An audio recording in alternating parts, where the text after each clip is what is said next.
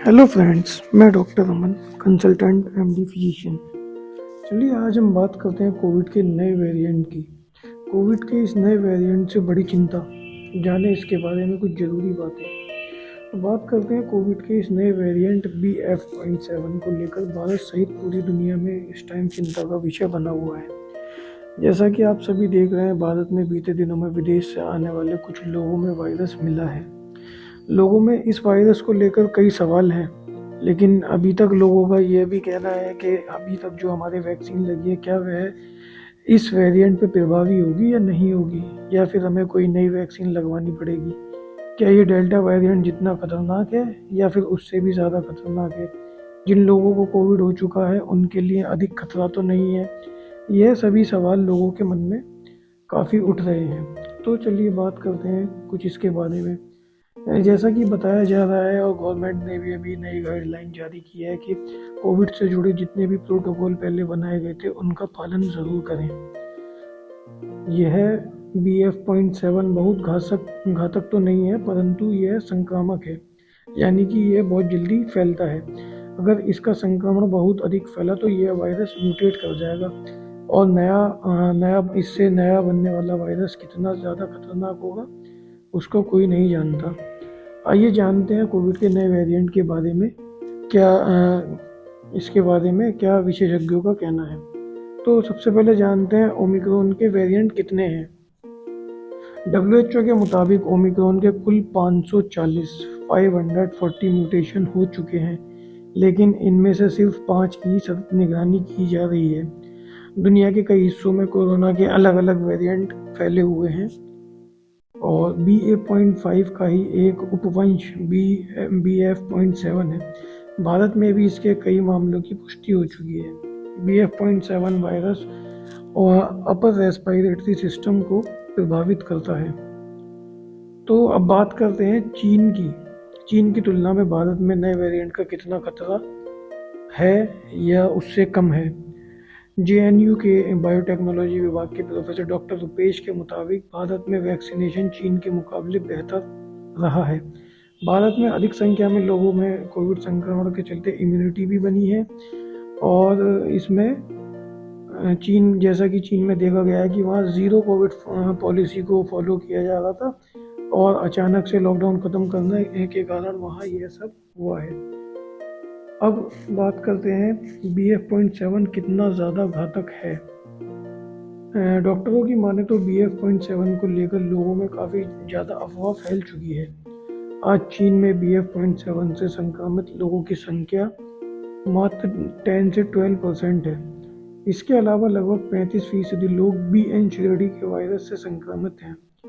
इसके अलावा BQ श्रेणी के वायरस से भी लगभग 25% लोग संक्रमित हैं। XBC श्रेणी के वायरस से लगभग 12% लोग संक्रमित हैं।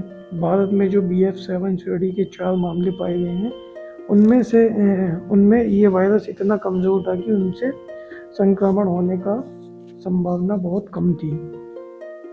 चलिए अब बात करते हैं BF.7 को लेकर लोगों में इतनी चिंता क्यों बनी हुई है।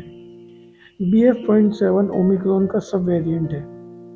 कोविड का ओमिक्रॉन वायरस सबसे अधिक संक्रामक माना गया है। इस वायरस से संक्रमित व्यक्ति एक बार में 10 से 18 व्यक्तियों में संक्रमण फैला सकता है। इसीलिए BF.7 वेरिएंट को खतरनाक माना जा रहा है। अब इसके बाद हम बात करते हैं क्या इंटरनेशनल फ्लाइट से आ रहे बच्चे उनकी भी सैंपलिंग होगी। जी हाँ, 12 साल तक के बच्चों को रैंडम सैंपलिंग में शामिल नहीं किया जाएगा। हालांकि यात्रा के दौरान या उसके बाद यदि कोई लक्षण मिलता है तो स्टैंडर्ड प्रोटोकॉल के हिसाब से उनका इलाज किया जाएगा। तो अब बात करते हैं इसके लक्षण की। कोविड के नए वेरिएंट BF.7 के लक्षण क्या हैं, तो चलिए बात करते हैं। सबसे पहले श्वसन तंत्र में गंभीर संक्रमण, यानी कि रेस्पिरेटरी सिस्टम में इन्फेक्शन होना, सीने में कफ की समस्या, खांसी आना। यदि पहले से कोई समस्या है तो बीमारी और भी ज़्यादा गंभीर हो सकती है। आगे तेज बुखार, गले में खराश, नाक का बहना, नाक का बंद हो जाना और इसमें एक और नया सिम्टम पाया जा रहा है जो कि पेट की समस्या है। पेट की समस्या में पेट में दर्द होना, डायरिया होना यानी उल्टी दस्त होना, यह सब आ रहा है। और इम्यूनिटी का कमज़ोर हो जाना, यह सबसे बड़ा इसका लक्षण है। चलिए अब बात करते हैं कैसे पता चलेगा कि कोविड के कौन से वेरिएंट से इन्फेक्शन हुआ है। तो यह पता करना बहुत कठिन है। भारत में भी एक ऐसे मरीज जिनमें कोरोना के लक्षण पाए जा रहे हैं, उनकी जीनोम सीक्वेंसिंग करा रहे हैं, उसके बाद ही वेरिएंट का पता लगाया जा सकता है। चलिए अब हम बात करेंगे नेज़ल वैक्सीन की। नेज़ल वैक्सीन क्या है? यह एक नाक से दी जाने वाली नेज़ल वैक्सीन है जिसमें आपको इंजेक्शन नहीं लगाया जाता, बस वैक्सीन आपकी नाक में 2 बूंद डाल दी जाती है। इस वैक्सीन को सरकार की एक्सपर्ट कमेटी ने मंजूरी दे दी है। चलिए अब हम बात करेंगे जो प्रेग्नेंट महिलाएं होती हैं, क्या वह बूस्टर डोज लगवा सकती हैं या नहीं। तो प्रेग्नेंट महिला के लिए बूस्टर डोज लगाने में कोई प्रॉब्लम नहीं है। दरअसल कोविड की वैक्सीन में मरा हुआ वायरस होता है, ऐसे में यह किसी भी तरह का नुकसान नहीं पहुंचा सकता। अच्छा अब हम बात करते हैं नेज़ल वैक्सीन की। नेज़ल वैक्सीन कौन लगवा सकता है? नेज़ल वैक्सीन सिर्फ एक बूस्टर डोज के तौर पर लगाई जाएगी। आपको कोवैक्सीन लगवाई हो या कोविशील्ड, आप नेज़ल वैक्सीन को बूस्टर डोज के तौर पर लगवा सकते हैं।